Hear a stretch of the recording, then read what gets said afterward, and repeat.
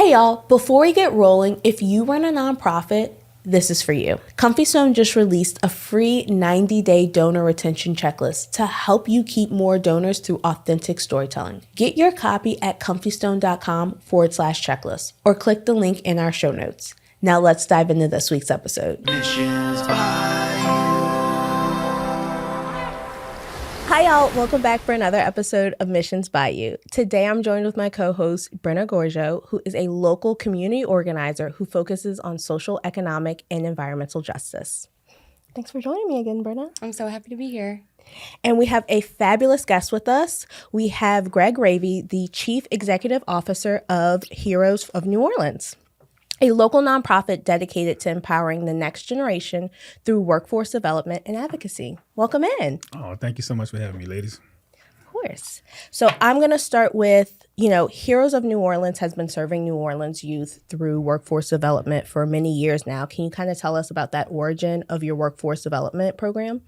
Yeah, absolutely. So we know how important it is to develop our youth to take advantage of career opportunities.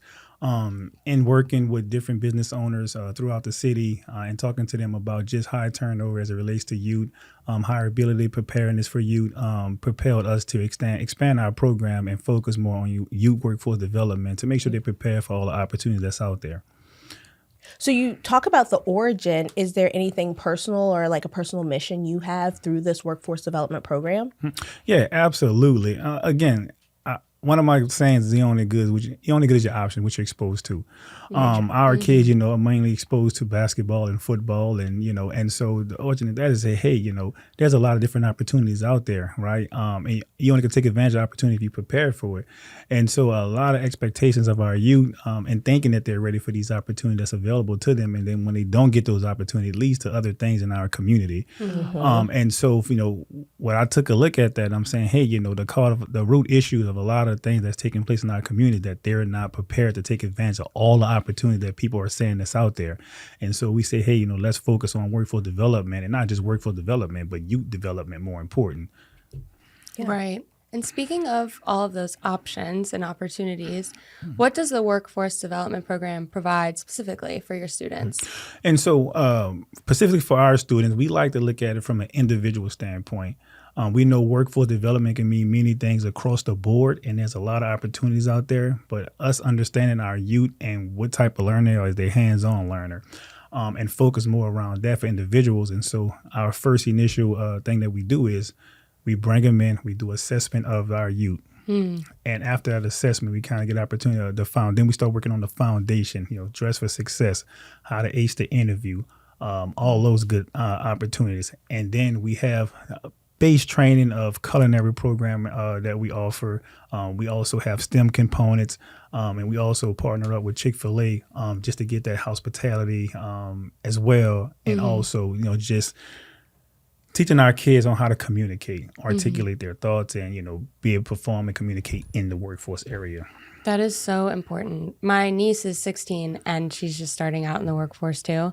It's really funny to see her have these clashes of what to do as a small adult in the world. Yeah, and I'm absolutely. like, oh, this is a communication issue. We got to talk about this. Yeah. And we know also in our community as well, we probably heard the term a bunch of time, code switching, but again, if I'm comfortable with talking the way I talk every day, how do I know when to switch?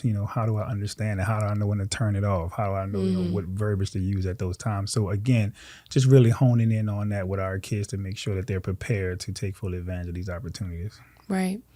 And I think also translating that into how you apply that in your daily. Like I remember my dad would always say, you got to be on time for work. And I'd be like, why? Why? I want 5 more minutes. I want 5 more minutes. Yeah. Well, because in school it's like the worst. What's the worst that happens if you're late? You're late for homeroom. You miss morning announcements, right? But like the difference of like, well, now you're on somebody else's time, Yes. and now how important it is to show up. Or like, I'd go to school out of uniform. And, but like now you're at your job. You need to go to school. Like you gotta be in uniform, Right, yeah. Yeah, absolutely. And so, again, that's one of the things we said we focus on youth development as well, so they can understand the aspects of the business side. Oftentimes we come in as employees, and so we're just looking, again, what's 5 minutes? There's a difference what's 5 minutes as an employee versus as an owner. Yeah, Right? Correct. Because then you set the precedent for, work don't start at 8:00, it start at 8:05. And then it can start at 8:10. yeah. Where's the line? Slowly creeping to 8:30, and so yeah. And so we, help them understand, like, how does that affect the business? And so we also put them in a position, okay, well, during the summer we have our entrepreneur camp. We focus on that. And that's when we really hone in on, this is your business now. And so now one day you are the CEO and you have employees and vice versa. So you can understand the whole scope of why, the boss is mad at you when you come to work late. And you understand that because you've been the boss before. Yeah, because when you're in those shoes, it definitely also changes. As a business owner now, I'm like, yeah, I see why those 5 minutes matter. Yeah, of course. So you mentioned your summer program. So can you tell us more about your summer programming? Yes. So during the summer is one of our busiest time of the year. We are able to accept more students. So this past summer we had 50 students. Broken down into groups, and all of them was a part of a business. And so they started business from 3D printing. They started a business from, culinary concessions. They started hairline business, all things that their groups was interested in. And we started from scratch through understanding business insurance, LLCs, budgeting. We partner with Keys to Financial, come in and talk about financial literacy. And so they can understand the whole business process, marketing, just everything throughout the summer. And then at the end of the summer, we invite all of their family and friends to come patronize their business. Wow. All the things that they created, came up with. And then what we do is to make it real interesting and realistic is we give them a budget. We pay for the budget.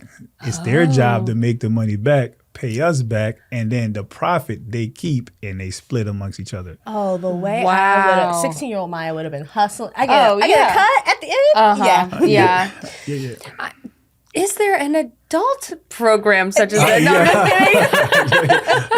just kidding. We technically do. We have a program called, we launch it called Heroes Building Families. And this is the work with the parents and head of household to understand financial literacy, how to negotiate a raise. A lot of parents been working the same job and scared to ask for a raise, thinking it's going to be retaliatory and these different things. So we do work with families. That's one of our biggest thing is, youth and families, being able to do the wraparound services for, the parents as well. That's very important because that trickle down, right? If that parent has a confidence to go in and ask for a raise, that additional income can help the family, but also they get to then one day teach their kid, like, Yes. or a little cousin or a little nephew, whoever, and say, like, this is how you go in and ask for a raise. And it's all about how you start it, like options. If you don't know, if you're not exposed to it, you never know. Yeah, and I understand that from personal experience. I use a lot of my personal experience to kind of help me navigate through even some of these programs. When I would come up, my mom would always say, when I ask, money don't grow on trees, right? And they always say money spent one time, and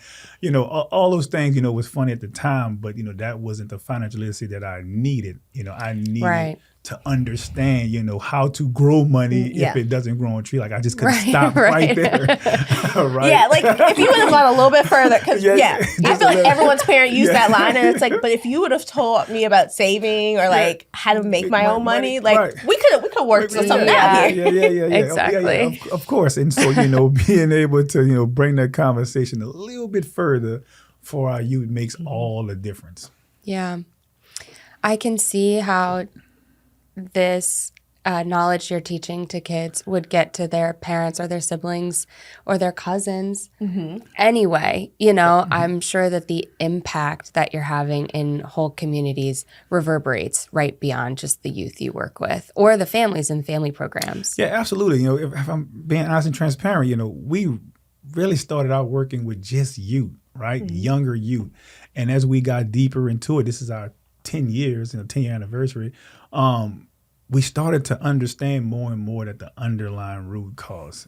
And so, we went from working with just, young kids, cutting it off right at the age of 10 to working with teenagers, to working with seniors, to working with their parents. And what I have found is that, those people need help just as much as the kids, but we always just focus on yeah. the kids, Right. because we think that, everybody else good. The parents got it. Like, they can use this information as well. They can use a day off, to enjoy, some of the resources that the kids enjoy as well. So definitely don't want to leave them out. Absolutely. And speaking of the whole program, as of this episode's release, I believe you just launched the Heroes 360 Club, right? Yes. Can you tell us a little bit about the club? Yes. So I'm super excited about the 360 Club. And the 360 Club pretty much is a community membership. Prior to launching this 360 Club, our facility was only geared towards students in the program. And so obviously, those students have brothers, they have sisters, and, all this good stuff, and we was able to renovate the building through some partnerships and sponsors, State Rep Delisha Boy, IMTT, as well as Keesler Federal Credit Union. And we were able to get a new basketball gym. We was able to get a kitchen, a fitness center, and all these different things. And so what we said was like, hey, we want to offer this to the community now, because that's what it's for. And so with the 360 launch, you come sign up this Saturday. You get a membership card, and that membership card allows you to come in the building, play basketball. We have a gaming room with over 28 consoles. Oh, wow. And so we have, a room where you can make your own clothes. And so, we want to give the community access to this space as well, and not just for the youth in our program. So I'm pretty excited about that. Wow.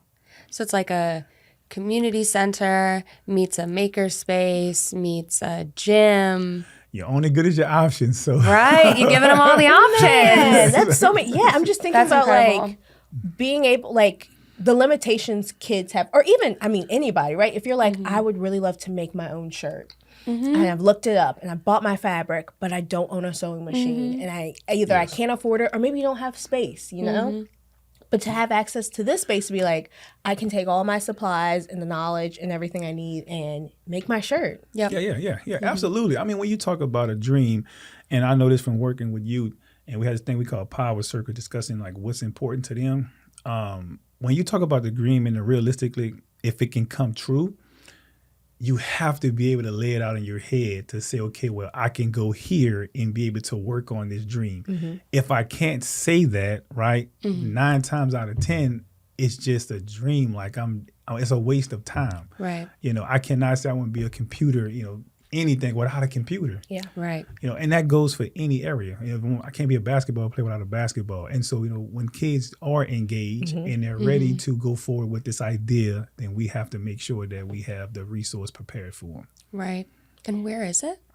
We have a location at 3712 Anson Street, right off of General de Gaulle. And we also have a second location we provide resources out of at 1111 Newton. Okay. Wonderful. Real quick, guys, did you know it can cost up to 7 times more to find a new donor than to keep one you already have? That's why at Comfy Stone, we created a free 90-day donor retention checklist. It's simple, step-by-step guide that shows you exactly what to do after someone donates. From how to thank them to how to tell stories that keep them engaged and giving all year long. You can grab your free copy at comfystone.com/checklist or click the link in our show notes. All right, let's get back to the show. Talking about options, it makes me think of a personal story. I remember I had a friend who was like, I'm going to go to school and become an engineer. And I'm like, what in the world is an engineer? Like, what is that? Yeah, of course. And I thought it was so weird that like she knew what that, like, that was an option for her. And it turned out her dad worked for Interlocks, which is an engineering company here in, or they do a couple different things, but that is how she was exposed to knowing she wanted to be an engineer at a young age. Yeah. Do you have any stories of like, that like light bulb moment for some of your youth? Yes, a lot of those stories. And because I think oftentimes we don't help youth flesh their dreams out. Yeah. Right. A lot of times it's like, in the classroom, all of us probably done it, when they go around and say, what you want to be, what you want to be when you grow up.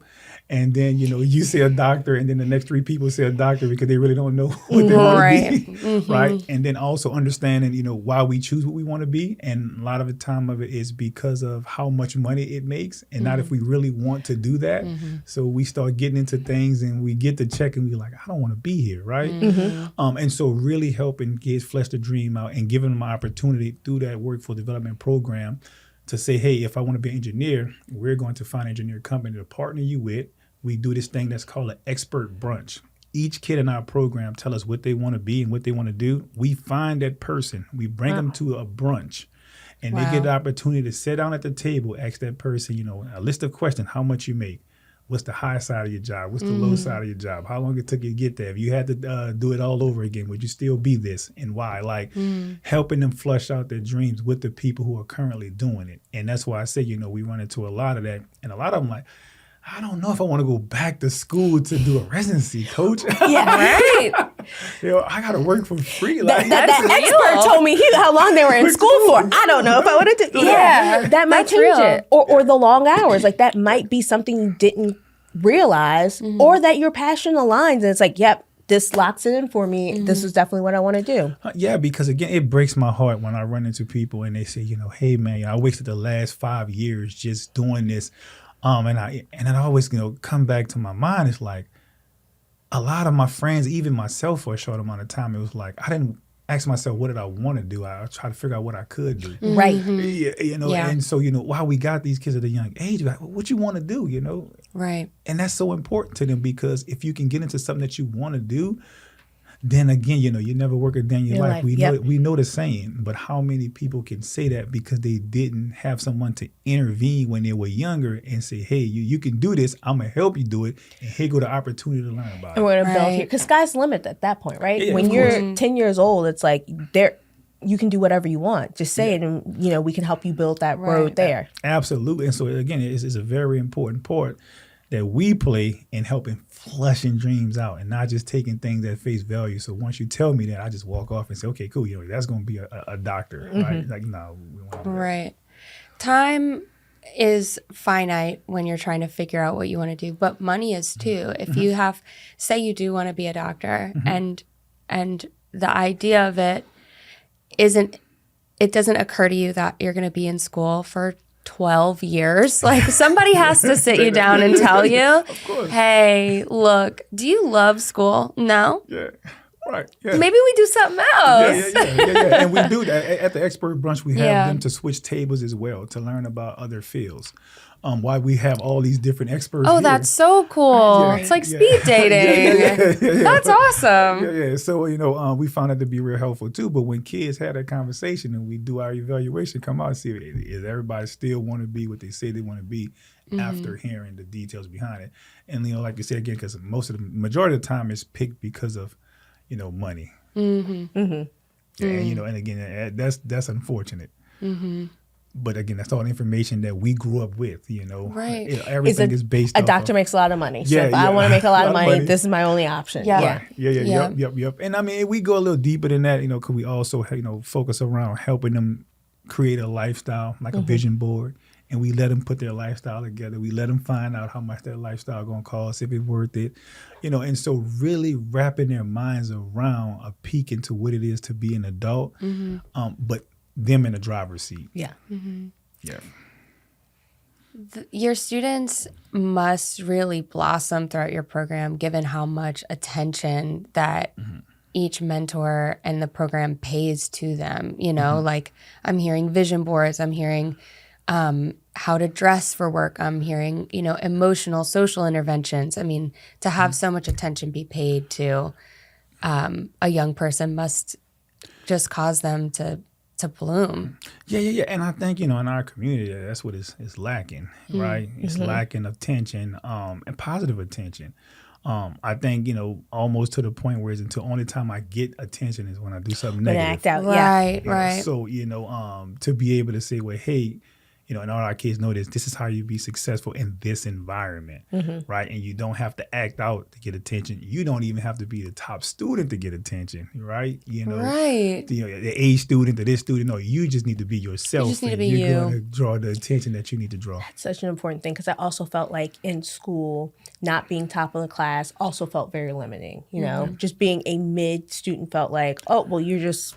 You don't know where you'll end up, You'll end up in a basic job somewhere. Of course, yeah. Versus there's still you could still be a doctor and be a C student. Like you don't have to be the 4.0 valedictorian. Right, yeah. And I mean, again, like we talked about, if you look deep down into yourself, your gift is who you are, right? Because, right now, we can race and you can beat me, without even trying so hard. But we go in the weight room and I can lift more than you, right? So you have your lead area and I have mine. We just have to find your lead area and go ahead on and work on that because that's your gift. And I think oftentimes once a kid don't find their lead area, they start to think that they don't have one.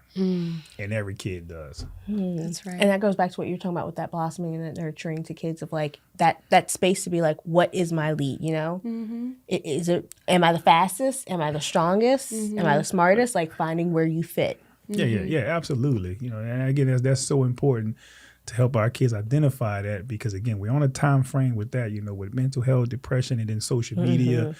Kids start to really feel like, man, I'm far behind and I'm not gaining ground. And so we want to shut all that out and say, hey, you're not in a race with nobody but yourself. You're running your own race. We're putting that on the bumper sticker. Yeah, not in a race with anybody but yourself. Yeah, of course.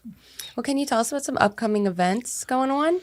Yeah, how much time we have? Right, exactly. So we're super excited this Saturday, again, the launch of the Heroes 360 program. But we are partnering up with Keysler. They're going to be opening up some checking accounts for people in the community who needs that, youth and families. We're partnering up with our state rep, Delisha Boy, our councilman, Freddie King. We're going to be giving some gift cards away for turkeys. So we're super excited about that. We have other vendors with resources to provide for youth and families. And we just want everybody to come out and have a good time. We're also gearing up for our second part of our workforce development cohort, which is a paid opportunity, $250 a month to youth to work after school. And so you can go to our website, www.heroesofnola.org, and sign up for that program, as well as the summer program. So, and then we have our major fundraising event coming up March 21st at NOLA Motorsports, Race for a Cause. So stay tuned for that as well. Wow. Lots going on at Heroes of New Orleans. You keep busy over there for sure. You got to keep the ball rolling. Yeah, of course. Cool. Well, we have one more. We have a fun question we like to end every episode. Okay. Hold on, make me choose between beignets or donuts or something. I had one. No, that's not a fun question. That's a dire existential question. They were like, what would you rather, a po' boy? I'm like, both of them. Actually, right now. I want them both right now. Okay. Fun question. All right. With the heroes in mind, Yep. What would your superpower be if you could pick any superpower? My superpower? Oh, man. Guys, this is going to be tough for Karen and Mr. Hero. I would think my superpower is, man, just bringing people together. I always say, we are looking for all the heroes to help us, make a difference in the community. And so I'm always seeking out other heroes to work with because it does take a village. And, I always tell people it ain't the smartest, ain't the richest people who going to save our community. It's the people who know. Yeah. That's going to save our community. So I'm always looking for the people who knows, whether that's business, whether that's, financial literacy, whatever that is, that they can, sow into our kids to help them get a better opportunity. That's what I'm always looking for. So I say just bringing people together. Man, that is a superpower. That is a superpower. That is your superpower in real life. You're living the dream. Yeah, of course. Yeah, for sure. Mine. I mean, now I feel like mine. I know. Mine really just convenienced me, so I'm so sorry. I want to be the Flash. I want to have speed. I want to just run around. I want to get from point A to point B real quick. But I will help you wrangle out with my speed. Yes, I was about to say that. Get people to help you. Yes, so true. Piggyback rides for everybody. Yeah. Get to the function quick. Yeah, exactly. It's definitely important.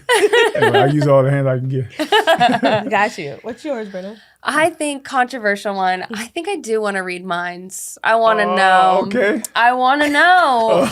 Immediately my brain was like, get her out. Just in case. You won't know I'm in there. I'll just be quiet about it. Read minds. Read minds. Yeah, I want to know. Okay. I want to know. I want to suss out. And then that's me at the function being like, you can push him to donate more money than you think you can. You know what I mean? Yeah, I definitely can use that. And we trying to expand in our program with more students. Yeah, we definitely read minds. Yes, and speed. yeah, we're there. Yeah, so if I break them together, right, Yeah, with your speed. I'm gonna bring them to the function. Yeah. You're gonna be reading their minds. They'll tell them to visualize their bank account and we'll.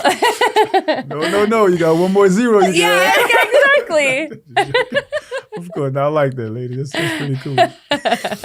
Cool. Let's let everyone know how they can follow and find Heroes of New Orleans. Absolutely. And so you can follow us on all social media platforms, Heroes of New Orleans. Again, you can visit our website at www.heroesofnola.org.